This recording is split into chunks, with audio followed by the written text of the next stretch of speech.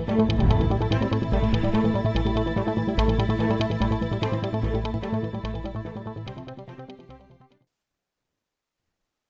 का विषय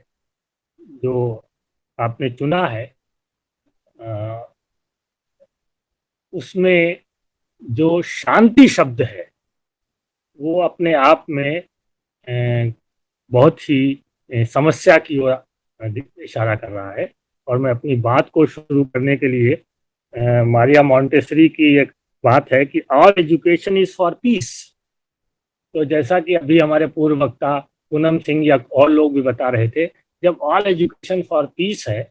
और वो आज से नहीं, ये प्लेटो के रिपब्लिक्स में भी सब बातें हैं कि किस तरीके से एक पीसफुल सोशल ऑर्डर बनाया जाए, लेकिन क्यों ये प्रतिफलित नहीं होता। तो पहली समस्या तो ये आती है कि समाज और शिक्षा का वो क्या रिश्ता है, और ऐसा कुछ रिश्ता क्यों नहीं बन पाता, यथार्थ और आदर्श रिश्ते में इतना अंतर क्यों है। तो इसको रिश्ते को समझने के लिए, यथार्थ रूप में समझने के लिए, मैं थोड़ा सा जो दो तीन पर्सपेक्टिव हमारे समाज शास्त्र में विकसित हुए हैं उनकी चर्चा करना चाहूँगा। तो सबसे पहली बात तो ये है कि शिक्षा को एक सब सिस्टम के रूप में देखना चाहिए। समाज एक बड़ा सिस्टम है और उस व्यवस्था के अंतर्गत शिक्षा व्यवस्था है, हमारी जो फैमिली की व्यवस्था है, राजनीतिक व्यवस्था है, आर्थिक व्यवस्था है और एक सांस्कृतिक व्यवस्था है। उन सभी के बीच में एक शिक्षा व्यवस्था भी है, और ये सारे अंग जो हैं वो एक दूसरे के साथ क्रिया प्रतिक्रिया करते हुए, जुड़ते हुए एक सामाजिक व्यवस्था का निर्माण करते हैं। अब सवाल उठता है कि शिक्षा व्यवस्था का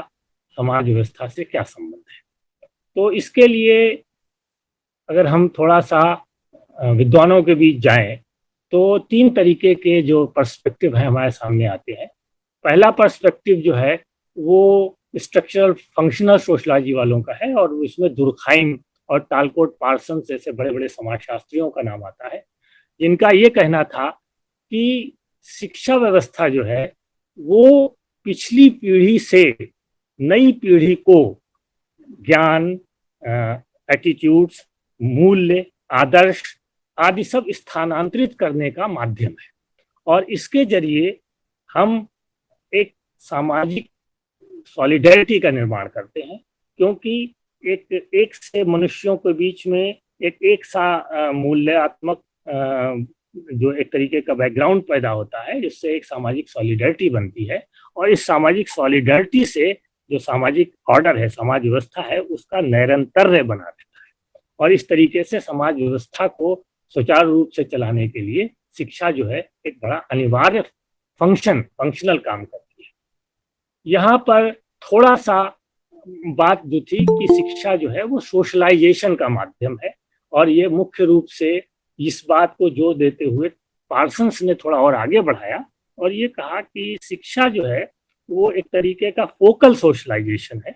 इसके जरिए जो है वो व्यक्ति एक परिवार के अंदर जिस तरीके से सोशलाइज होता है उससे एक भिन्न प्रकार से सोशलाइज होता है, क्योंकि परिवार के अंदर जो है वो एक पर्टिकुलरिस्टिक एटीट्यूड देता है, और शिक्षा आपको एक यूनिवर्सलिस्टिक एटीट्यूड देती है, और जिसके जरिए एक एक जो नया एक एडल्ट समाज है, एडल्ट जीवन में जो एक समाज आपको एक भूमिका देता है, एक उसके लिए आपको तैयार करती है। तो इस तरीके का जो रोल मॉडल है वो एक बनाने का काम जो है शिक्षा करती है, और इस तरीके से एक एस्क्रिप्टिव, एक दिया हुआ प्रदत्त पहचान की जगह पर एक जो है अर्जित हुई पहचान देने का काम जो है शिक्षा करती है। और इस बात को थोड़ा सा और आगे बढ़ाते हुए कुछ और समाजशास्त्री हुए, उन्होंने कहा कि ये खाली रोल, अर्जित रोल ही नहीं देती, समाज में रोल्स जो है, जो भूमिकाएं हैं, वो हमको एक स्ट्रेटिफिकेशन देती है, एक सोपानदार संरचना देती है। किसी का स्ट्रक्चर ऊपर होता है, किसी का नीचे होता है। तो शिक्षा के जरिए जिस तरीके से कंपटीशन और जिस तरीके से एक छटाई के जरिए जो लोग उभर के आते हैं और वो अपने अपने योग्यता के अनुसार समाज में पदानुक्रम ढंग से चीजों को मतलब अपने को स्थापित करते हैं, और इस तरीके से समाज में एक स्तरीकृत व्यवस्था जो है उसको बनाने में भी शिक्षा अपनी भूमिका निर्वाह करती है।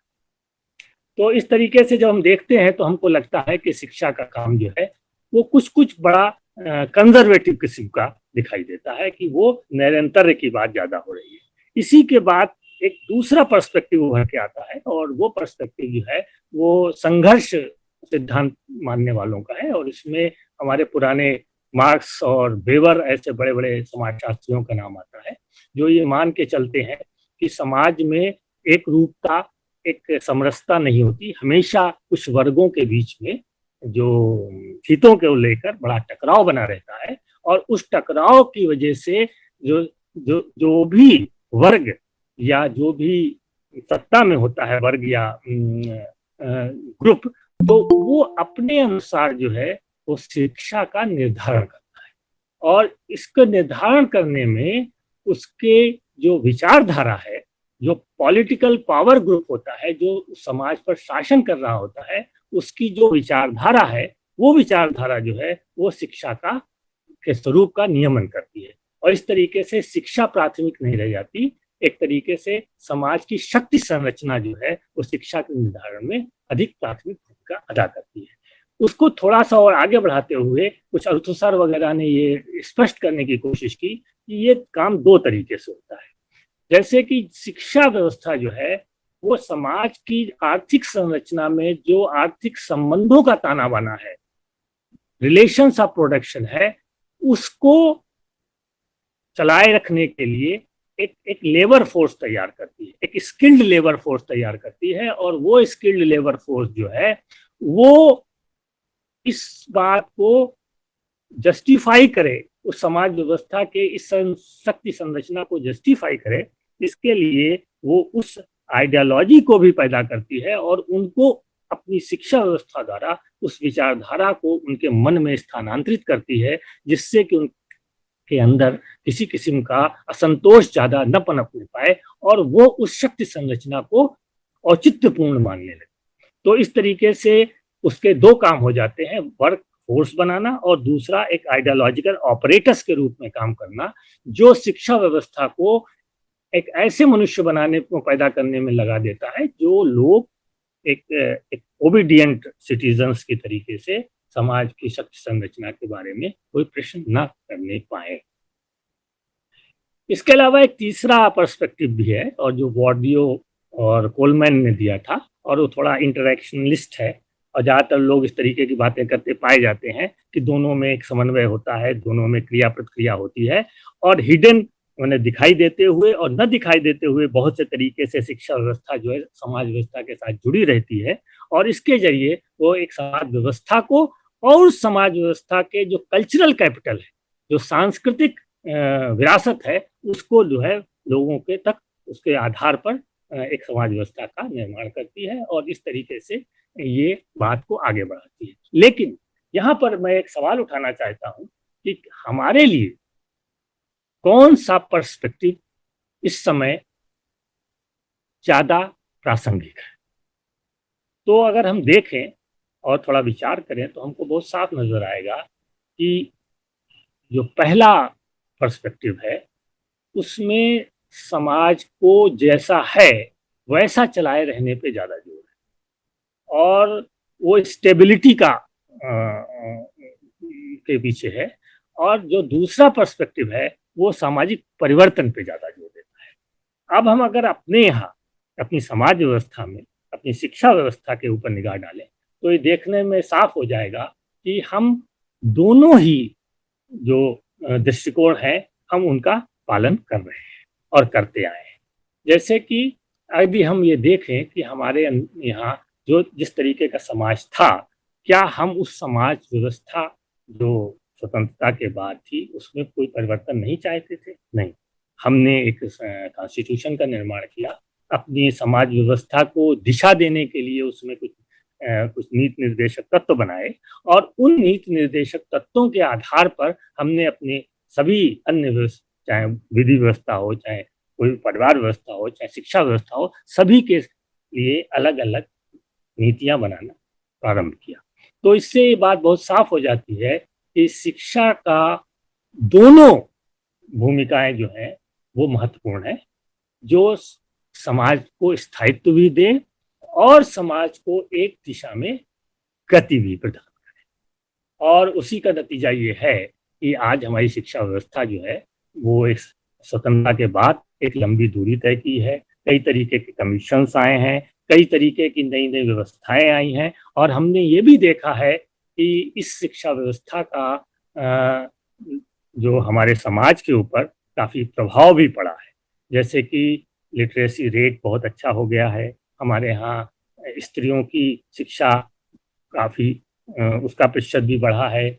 निम्न वर्ग के लोगों का शिक्षा में आना भी बढ़ा है। साथ में जो एक बड़ा परिवर्तन भूमंडलीकरण के बाद हुआ है कि हमारे यहाँ एक अंग्रेजी स्कूलों की एक बाढ़ सी आ गई है, शिक्षा में व्यवसायीकरण की बहुत बात होने लगी है, और हम साथ ही साथ एक तरीके का नया समाज और नया मानव बनाने की बात भी शिक्षा से करने लगे हैं। और आपने देखा कि अभी अभी पिछले दिनों एक नई एजुकेशन पॉलिसी भी आई है। क्योंकि बहुत सारे लोग नए एजुकेशन पॉलिसी पे बोलेंगे, तो मैं कोई शिक्षाविद नहीं हूँ, तो इसलिए इसको यहाँ पर रुकते हुए मैं कुछ मूलभूत प्रश्नों को आपके सामने रखना चाहता हूँ। एक बहुत बड़ा पैराडॉक्स है शिक्षा के साथ कि एक तरफ हम अपने संविधान के निर्देशक तत्वों के अनुसार बराबरी की बात करते हैं, और हमने देखा कि हमारी शिक्षा व्यवस्था जो है वो गरीब वर्ग के लिए और अमीर वर्ग के लिए अलग अलग है। और इस अलगाव की शुरुआत जो शिक्षा व्यवस्था से ही होती है, वो आगे चलकर दोनों वर्गों के बीच असमानता को और बढ़ा देती है। तो ये बहुत बहुत ही विचित्र सी बात है कि जब तक हम अपने यहाँ कोई यूनिवर्सल कॉमन एजुकेशन न ला पाए, हम किसी तरीके का इस सामाजिक उद्देश्य को क्या पा सकते हैं। तो ये इस तरीके के जो जो पैराडॉक्स हमारी शिक्षा के साथ हैं, वो किस बात से जुड़े हैं? क्या वो शिक्षा व्यवस्था के कारण है, या हमारी सामाजिक व्यवस्था में जो ताकतवर वर्ग हैं उनका जो जो अपने आप की अपनी अपने अपने हितों की रक्षा करने की बात है, उससे जुड़ा हुआ है। तो इस पे हमें विचार करना होगा। और इसके बाद मैं अब इसको यहीं स्टॉप करते हुए, क्योंकि समय बहुत कम है, थोड़ी चर्चा शांति की करना चाहता हूँ। और उसके पहले मैं अपने यहाँ जो बहुत से विचारक हुए हैं, जैसे गांधी हैं, टैगोर हैं, अरविंद हैं, और अभी जिन्होंने शिक्षा में काफ़ी काम किया वो जे कृष्णमूर्ति हैं, उनका जो जो हमारी शिक्षा व्यवस्थाएं हैं उनके बारे में क्या ख्याल है, और वो किस तरीके से इसको प्रश्नांकित करते हैं। तो शांति के संबंध में जब हम विचार करें तो हमको ये बात बहुत ज़रूरी हो जाती है कि हम कुछ मूलभूत सवाल पूछें कि शांति का मतलब क्या है। शांति का मतलब केवल शारीरिक हिंसा का न होना नहीं है। वो शांति की एक ऋणात्मक, एक निगेटिव परिभाषा मानी जाती है। शांति की एक पॉजिटिव परिभाषा भी है, और निगेटिव और पॉजिटिव परिभाषाओं में का विस्तृत वर्णन अगर कोई जानना चाहे तो उनको जोहान गाल्टुंग, जो कि नॉर्वेन सोशलॉजिस्ट हैं, जिनका सबसे ज़्यादा काम पीस रिसर्च पे है और जिनके ऊपर गांधी का बहुत प्रभाव है, उनको उनके किताबों का, उनके आर्टिकल्स का अध्ययन करना चाहिए। मोटी मोटी बात ये है कि पॉजिटिव पीस में ये केवल शारीरिक हिंसा का न होना नहीं है, वार का न होना नहीं है, बल्कि मनुष्यों के बीच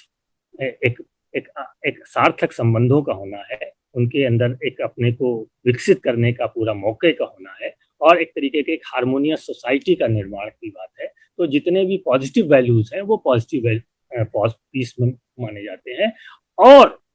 इसी के साथ जो सबसे महत्वपूर्ण बात आज पीस के बारे में की जाती है, वो वायलेंस को, हिंसा को समझने का जो दायरा है वो अब वो संकुचित दायरा नहीं रहा। अब हम हिंसा को केवल शारीरिक हिंसा, सीधी हिंसा से नहीं पहचानते। अब हिंसा का मतलब स्ट्रक्चरल हिंसा भी है, संरचनात्मक हिंसा जिसको हम कह सकते हैं। हिंसा से मतलब एक सांस्कृतिक हिंसा भी है। और इन तीनों प्रकार की हिंसाओं को जब तक हम नहीं समझते, तब तक हम विश्व में या कहीं भी शांति की स्थापना के लिए कोई भी प्रयत्न हमारा पूर्णतया सफल नहीं हो सकता। स्ट्रक्चरल हिंसा की जब बात आती है तो वो व्यवस्थागत सामाजिक व्यवस्था की वो तमाम चीजें, तमाम संरचनाएं, जैसे कि पितृसत्ता हो सकती है, जैसे कि जाति व्यवस्था हो सकती है, जैसे कि समाज का जो जो वर्ग व्यवस्था हो सकती है, वो किस तरीके से मनुष्य के विकास में, मनुष्य के स्वाभाविक जीवन में उसको उसको उसको अपनी अपनी अपनी पोटेंशियल को रियलाइज करने में बाधा पहुंचाते हैं, वो सब संरचनात्मक हिंसा के ही तत्व हैं।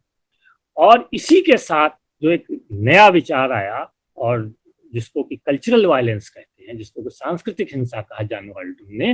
वो सांस्कृतिक हिंसा जो है वो सारे मूल्यात्मक,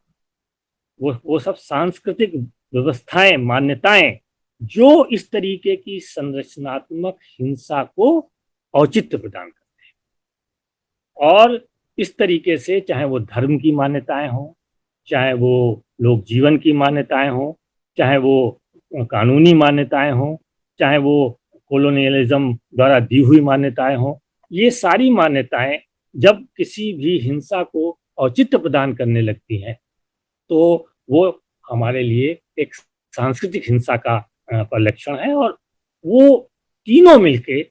जो हिंसा की तस्वीर बनाते हैं, उससे निपटने के लिए जो है वो अब आज की दुनिया में जब शांति की बात की जाती है, तब ये भी माना जाता है कि शांति का मतलब किसी कॉन्फ्लिक्ट, किसी संघर्ष का न होना नहीं है।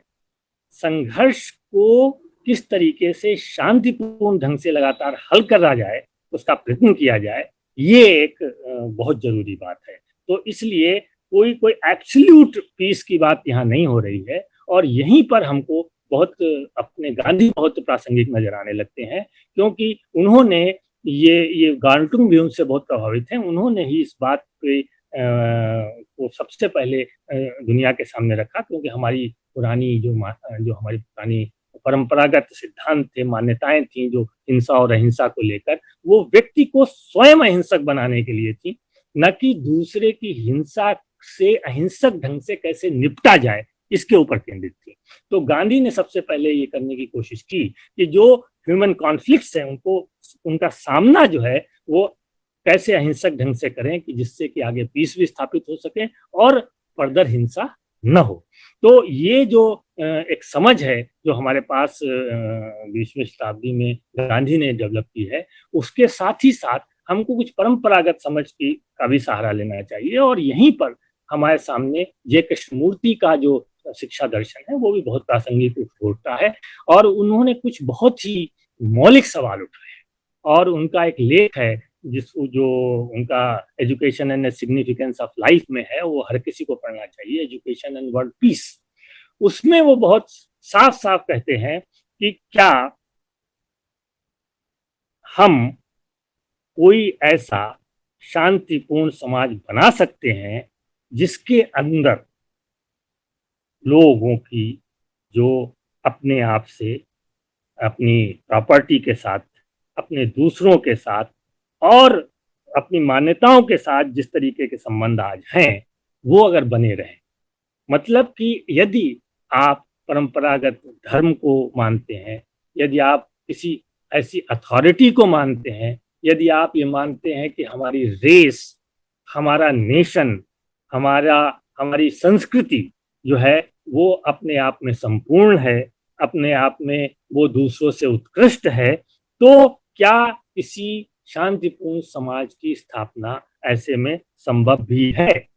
और ये एक ऐसा बड़ा सवाल है जिसके ऊपर हम सभी को विचार करना चाहिए। और जब हम इस पे विचार करते हैं तो बहुत स्पष्ट स्तर आ जाता है कि ये सारी व्यवस्थाएं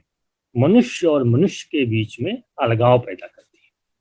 और जब तक ये सारी अलगावकारी मान्यताओं, बिलीव्स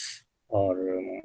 व्यवस्थाओं और इन सब से हम छुटकारा नहीं पाते, तब तक हम शांति की कल्पना न व्यक्तिगत स्तर पर कर सकते हैं और न सामाजिक स्तर पर कर सकते हैं। और इसके लिए उन्होंने मतलब फिर ये कहा कि हमारी सारी जो एजुकेशन है वो पूरी तरीके से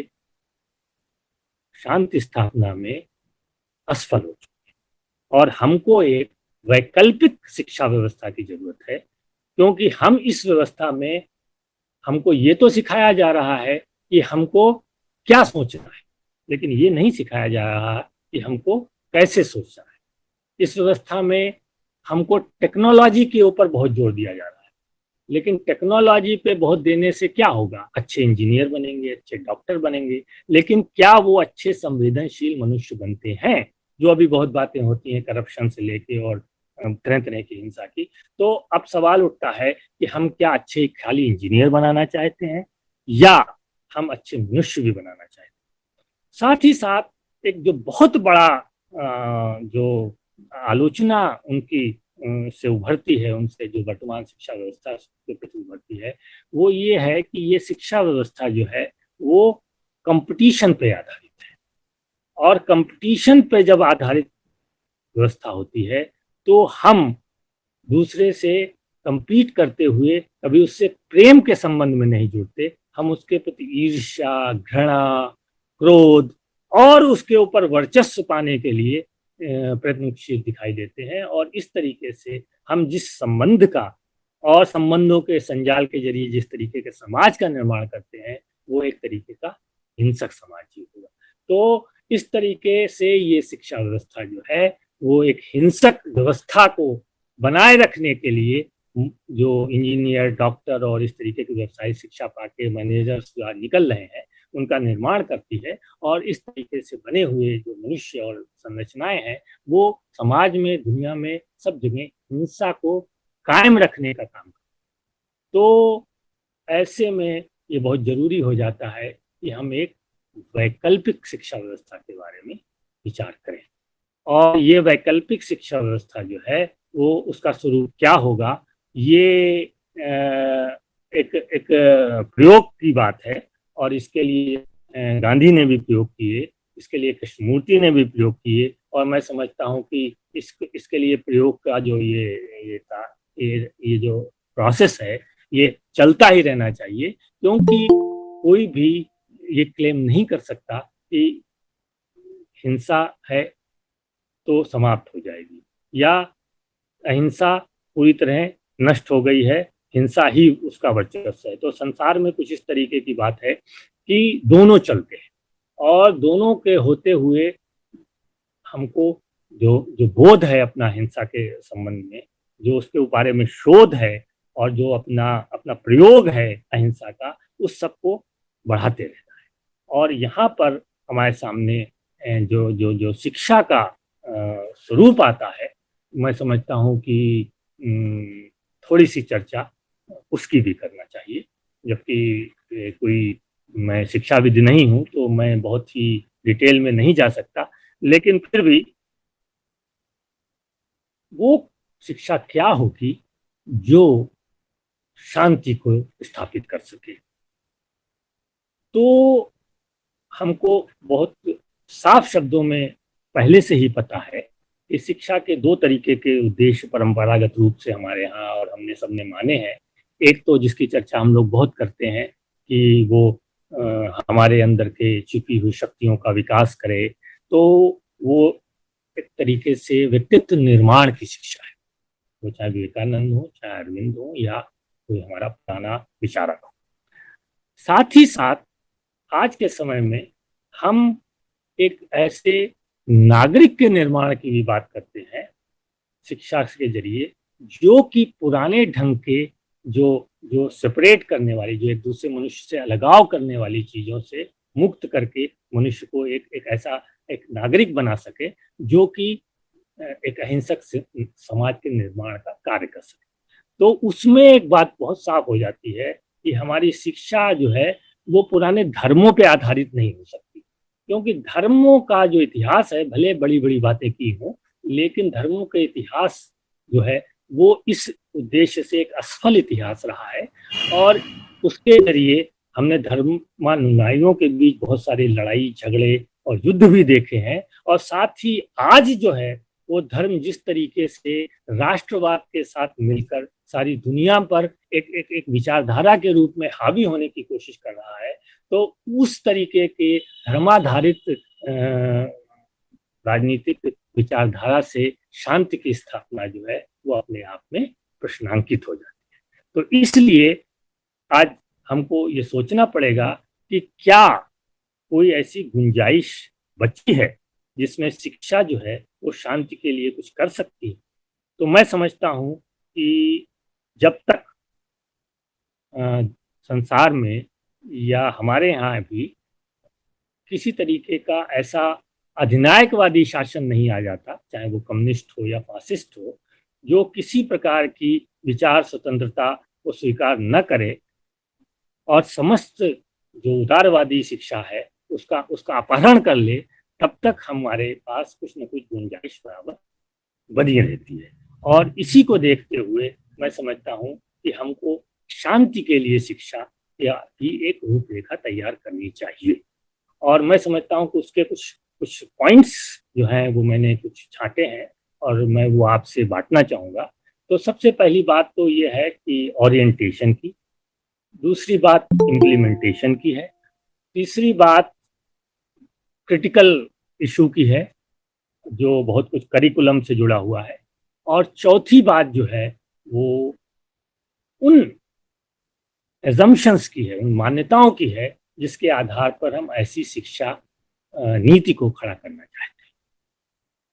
तो जब हम सबसे पहले ओरिएंटेशन की बात करें तो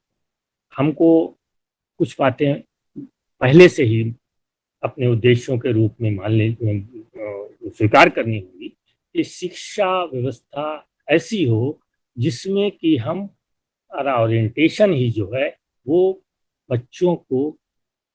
या विद्यार्थियों को एक तरीके से शांति की तरफ जो है प्रवृत्त करने की कोशिश करें। और इसके लिए बहुत जरूरी है कि उनके जो अंदर ऐसी ऐसी स्किल्स, ऐसा उनका दृष्टिकोण विकसित हो कि वो दूसरे बच्चों या विद्यार्थियों के साथ समरसता के साथ जीने की कला सीख सकें। इसी के साथ साथ यह भी जरूरी है कि हम ये देखें कि सभी विद्यार्थियों में जिनको शिक्षा दी जा रही है उनके अंदर एक तरीके का जिसको कहना चाहिए सेकुलर ओरिएंटेशन भी डेवलप हो। वो ये ना सोचें कि कोई एक धर्म को मानने से श्रेष्ठ हो जाता है और दूसरे धर्म को मानने से वह श्रेष्ठ हो जाता है। तो इस तरीके का ओरिएंटेशन जो है वो भी उसमें होना चाहिए। साथ ही साथ एक बहुत जरूरी बात है और जो मुझे शुरू में ही कहनी चाहिए थी कि पीस के साथ आवश्यक रूप से सामाजिक न्याय जुड़ा हुआ है। तो जब तक ये शिक्षा का ओरिएंटेशन, शिक्षा की दिशा सामाजिक न्याय की दिशा से टकराएगी तब तक ये संभव नहीं है। तो इसलिए जरूरी है कि सामाजिक न्याय के तरफ भी जो है वो शिक्षा की दिशा बोध होना चाहिए। इसी के साथ एक और बात है जिसको हम लोग कहते हैं कि जिसको संविधान, और संविधान के बारे में भी जो है तो एक तरीके का हमारे पास एक ओरिएंटेशन होना चाहिए जिससे कि जो है वो एक तरीके का जिसको कहना चाहिए कि एक एक एक, एक, एक जो मूल्य हैं उसके, जो संवैधानिक नैतिकता है, बंधुता, समानता और स्वतंत्रता, इनके प्रति जो है वो हमारे जो जो विद्यार्थी हैं उनको ओरिएंट किया जा सके। इसके अलावा एक ये भी है कि हम उनको ये इस तरफ झुका सकें कि एक हम ऐसा कल्चर ऑफ पीस डेवलप कर सकें जो कि जिससे कि वो ये समझ सकें कि ये जो संस्कृति का जो रूप है वो ज़्यादा श्रेष्ठ है और इसको हमको अपने जीवन में उतारना होगा। और उतारने के लिए जरूरी है कि हम समझें कि ये एक लाइफ लॉन्ग मूवमेंट है, ये एक पूरे पीपुल्स मूवमेंट की तरीके से डेवलप किया जाना चाहिए। तो ये 3-4 जो ओरिएंटेशन की बातें हैं उसको लेके जब हम चलेंगे शिक्षा में तो वो हमको कुछ इस तरीके का लक्ष्य देगी और एक तरीके का एक प्रैक्टिकल तरीका बताएंगी जिसके जरिए जो है वो हम प्राइमरी लेवल पे, अपर प्राइमरी लेवल पे और उसके ऊपर के लेवल पे शिक्षा व्यवस्था को इस तरीके से संयोजित करें कि हम उसको शांति की तरफ झुका सकें। तो प्राइमरी लेवल पे तो पहली बात है कि वो बहुत ही ऐसा सभी अब मानने लगे हैं कि बच्चों में मूल्यों का के प्रति जो भी विकास होता है वो जब तक आदमी बच्चे की उम्र बहुत 6 से 10 साल तक होती है तब तक हो जाता है। तो इसके लिए भी जरूरी है कि उनके अंदर इस तरीके की उनको खेल खिलाए जाएं, इस तरीके से उनको शिक्षा दी जाए कि उनके अंदर दूसरे के प्रति जो है दूसरे के प्रति अहिंसक ढंग से एक समरस ढंग से कैसे जो है वो व्यवहार कर सकें। ये स्किल्स और ये आउटलुक जो है वो प्राइमरी लेवल पे डेवलप करना चाहिए। दूसरा स्तर आता है जब अपर प्राइमरी लेवल आता है और उस पर आते आते जो है वो थोड़ा सा उसमें समझ आने लगती है, तो उसको जरूरी है कि जो हमारी इतिहास है, जो हमारी संस्कृति है, जो हमारा पुराना सैद्धांतिक वांग्मय है, उसके जरिए भी ये समझाने की कोशिश की जाए कि उससे एक पीस का कल्चर कैसे लोगों में स्थानांतरित किया। इसके बाद जो अपर प्राइमरी लेवल के बाद जो सेकेंडरी लेवल आता है, उस लेवल पे हमको अपनी शिक्षा को इस तरीके से संयोजित करना चाहिए कि वो एक सिटीजनशिप की एजुकेशन हो। और ये बहुत इम्पॉर्टेंट है कि ऐसे में उनको ये बताया जाए कि हमारे संविधान के क्या मूलभूत उद्देश्य हैं और उन उद्देश्यों को पाने के लिए किस तरीके की व्यवस्थाएं हैं और उन व्यवस्थाओं को कैसे हम शिक्षा के जरिए और अपने जीवन में किस तरीके से आगे बढ़ा सकते हैं। तो मैं समझता हूँ कि ये अलग अलग फेजेस के अनुसार जो है वो शांति की जो है शिक्षा देने का प्रयत्न किया जा सकता है। लेकिन इसी के साथ कुछ और भी चीजें चाहिए जो बड़ी प्रैक्टिकल किस्म की है और जिसपे मैं विस्तार में नहीं जा पाऊंगा। लेकिन जैसे कि इम्प्लीमेंटेशन के लिए बहुत जरूरी है कि इससे पहले कि शिक्षितों को, विद्यार्थियों को शिक्षित किया जाए, इसके लिए जरूरी है कि पहले शिक्षकों को शिक्षित किया जाए। क्योंकि यदि कोई शिक्षक स्वयं में अपनी जो पूर्वाग्रह हैं वो जाति के हों, धर्म के हों, वर्ग के हों, नेशन के हों, उनसे अगर मुक्त स्वयं नहीं है तो वो कभी भी कोई भी शांति की शिक्षा ठीक से नहीं दे पाएगा। दूसरा पॉइंट ये आता है कि कैसे हम टेक्स्ट बुक्स की राइटिंग करें जो इन सब प्रेजुडिसेस से दूर। तीसरी बात हम ये कर हमारे लिए बहुत बहुत महत्वपूर्ण है, जिस पर मैं अभी थोड़ी सी और चर्चा करूंगा, वो है कि किस तरीके से करिकुलम का, पाठ्यक्रम का निर्माण किस तरीके से किया जाए। और ये एक बहुत ही संवेदनशील मसला है क्योंकि इसके निर्माण में यदि कोई भी गलती होती है तो वो शांति नहीं, वो लोगों के मन में अशांति को बैठा सकती है। इसके अलावा क्लास की सेटिंग क्या हो, शिक्षकों और अभिभावकों के बीच रिश्ता क्या हो, शिक्षकों का व्यापक समाज से रिश्ता क्या हो, समाज का शिक्षकों से क्या उम्मीदें हैं, उसके बारे में। तो ये कुछ ऐसे विषय हैं जिनके बारे में जब हम ये सारी शिक्षा नीति को इम्प्लीमेंट करने चलेंगे तो हमको बहुत गहराई से विचार करना पड़ेगा और ये हो सकता है बहुत सारी जो स्थापित व्यवस्थाएं हैं उनको प्रश्नांकित करें। करिकुलम की जहां तक बात है तो करिकुलम की बात करते समय जो है वो हमको ये देखना बहुत जरूरी है कि हम करिकुलम को इस तरीके से बनाएं कि उसमें जो है हमारे बच्चों में एक जो है इथिकल फाउंडेशंस हम दे सकें। और इथिकल फाउंडेशन देने के लिए जो है वो जरूरी है कि हम उनको एक डायडेक्टिक ढंग से न दें, हम उनके ऊपर कोई उपदेश न ला दें, उनके ऊपर बहुत सारा धर्म ग्रंथों या सूक्तियों या इस तरीके की नैतिक शिक्षा से लादने की कोशिश न करें। कोशिश ये करें कि वो जो है वो कुछ मतलब उनमें उनके लाइफ स्टाइल में कुछ इस तरीके से चेंजेस आए और वो अपने अंदर जो है वो एक जिसको कहते हैं भिन्नता को स्वीकार करने की स्थिति में आए और ये सोचने की स्थिति में आए कि उनके अंदर एक ऐसा वैज्ञानिक दृष्टिकोण बने जिससे कि वो ये सोच सकें कि हमारा सच ही अंतिम सच नहीं है और कोई भी सच अंतिम सच नहीं है और हमको जो है बराबर जो है उसकी ओर आगे बढ़ना है। ज्ञान का कोई संपूर्ण ज्ञान पाने की जो बात करते हैं लोग, उसको प्रश्नांकित करने की जरूरत है। तरीके का जो अन्वेषण का एक क्वेश्चनिंग एटीट्यूड जो है, वो जब तक हम नहीं उसमें डाल पाएंगे, ला पाएंगे, तब तक ये संभव नहीं है कि वो किसी भी तरीके से एक जिसको कहना चाहिए कि एक ऐसा एडल्ट बन सके जो सामाजिक जीवन में जो कुरीतियां हैं, जो बुराइयां हैं, उनको प्रश्नांकित कर सके, उनके खिलाफ खड़ा हो सके। तो ये बहुत जरूरी हो जाता है कि हम जो है करिकुलम निर्माण इस तरीके से करें, जैसे कि इसमें बहुत बड़ा महत्वपूर्ण तत्व जो है वो इतिहास का है। इतिहास की राइटिंग को लेके आप देखते हैं कि हमारे देश में भी और बराबर ये बवाल सारी दुनिया में बना रहता है, क्योंकि इतिहास के जरिए ही जो है वो सत्ताएं जो हैं वो अपने बने रहने का औचित्य प्रदान करती है, और इसके जरिए ही वो इतिहास की पुरानी बातों को उभार कर लोगों के अंदर बहुत तरीके की, कहना चाहिए, घृणा, वहम नस से बढ़ने की भावना, ये सब पैदा कर सकती है। तो ये जरूरी, और वो सब मनुष्य की अपनी शांति के लिए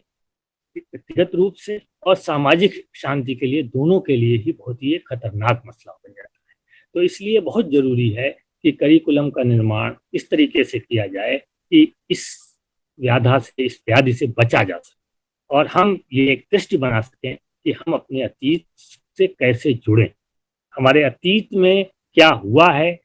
क्या नहीं हुआ है, उसको हमारी देखने की दृष्टि क्या हो,